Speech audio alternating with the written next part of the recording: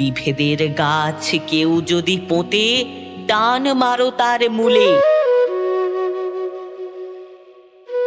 আজকে শোনাবো কবি অপূর্ব দত্তের লেখা কবিতা দুই বাংলা। আমাদের ছিল ধুলো কাদা মাখা একখানা ছোট গ্রাম। আমাদের ছিল কাল বৈশাখী, লিচু আর কালো জাম। আমাদের ছিল একখানা নদী, তার পাশে স্কুল। বৈশাখে ছিল রবীন্দ্রনাথ, জ্যৈষ্ঠীতে নজরুল। রবীন্দ্রনাথ পৃথিবীর কবি, নেই তাতে সংশয়। নজরুল নিয়ে তবু কেন আজও এত বিভ্রম হয়? কেউ বলে তিনি এপারের কবি, ওপারের বলে কেউ।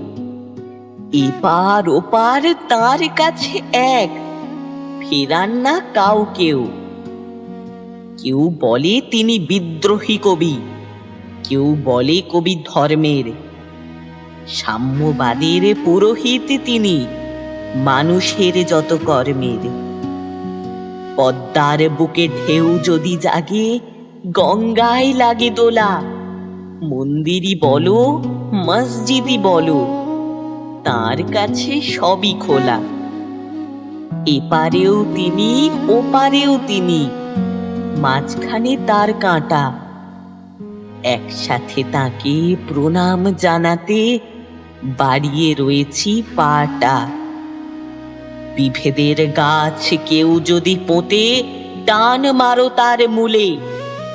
দুই বাংলাকে এক করে দাও রবীন্দ্র নজরুলে। বিভেদের গাছ কেউ যদি পোঁতে, টান মারো তার মূলে। দুই বাংলাকে এক করে দাও রবীন্দ্র নজরুলে।